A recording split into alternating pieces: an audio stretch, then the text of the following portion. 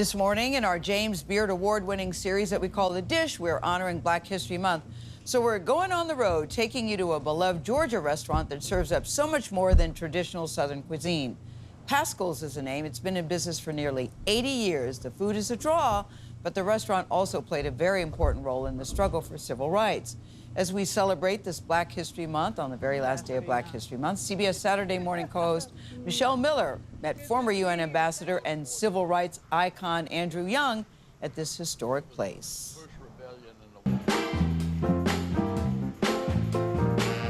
Soulful flavors of the South fill the plates here in Pascal's. This season fried, this season good. A staple in Atlanta's food scene. Here you go, sweetie. And here you go, my love.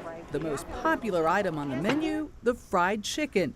And you can't forget about the sides, yams, mac and cheese, and potato salad. But look around, you'll see history on the walls. 77 years and counting. I just remember as a child always going to Pascal's. This space is amazing. It's huge. Yes. I love it. Yes. But this isn't the OG. This is not the OG. The OG is actually around the corner. Kenny Coulter is the general manager, the extension of a legacy that began with two brothers, James and Robert Pascal, in 1947. What was it about these two brothers? Well, first of all, they were successful. And for two Black successful brothers to dedicate their successes to freedom, it's just a story within itself. In the 1960s, they made it a haven for the civil rights movement, and their restaurant became a meeting place. If it was 62, 63, we were planning with Martin Luther King to go to Birmingham. 65, we were meeting to plan about Selma. All that happened over Pascal's Fried Chicken. Former United Nations Ambassador Andrew Young remembers those early days when Pascal's was a mainstay for Dr. Martin Luther King Jr., John Lewis, and the Freedom Riders. You call a meeting of preachers, and they'd show up here, and they loved chicken. It wasn't that expensive. It was also a pivotal stop on the campaign trail for many political hopefuls. In '70, I was coming into Pascal's, and who did I bump into but Jimmy Carter? Really? And he was running for governor. And he came to Pascal. He had to come to Pascal's. If he wanted to win the race, he had to come to Pascal's. But he did something that I admired him for. He spoke to me, but he said, just a minute, I'll see you when I get back. Because he went to the kitchen first. Wow. See? And he went to speak to everybody in the kitchen. And that's the heartbeat of Pascal's, where savory fried green tomatoes, creamy mashed potatoes with gravy, and perfectly fried shrimp are plated. This is 52. Today, the restaurant is moving its legacy forward while keeping the food as its main attraction. I'm Chef Barron. Here I see you got our baked salmon. We call that a salmon seafood grill with the legendary sides, mac and yam. Baron Vincent is head chef.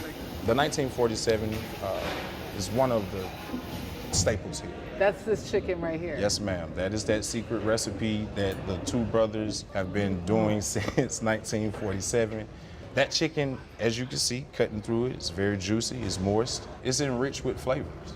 Would you like some of this chicken? You like the breast meat? Let me tell you something. I've been coming here at least once a week. I don't know where else to go to get chicken. This table, representing 5 nations across the globe, wanted the American experience. So how does it rate? Really good. First time I've ever had meatloaf in my life. And it's Never had meatloaf? Ever. We actually looked on Google and it said this is one of the best soul food places. Something Young already knows. I like their food. You never get tired of it? Oh, what is there to get tired of? But that peach cobbler will put a hurting on you. I'm gonna taste it. Oh my God. Peach cobbler. Oh my gosh, my favorite. That and banana pudding, my two favorite. Mine too. I love banana pudding. Yeah. Oh, That's it. well, in the piece, I know you guys reacted to this. You saw some robots making food runs to the tables.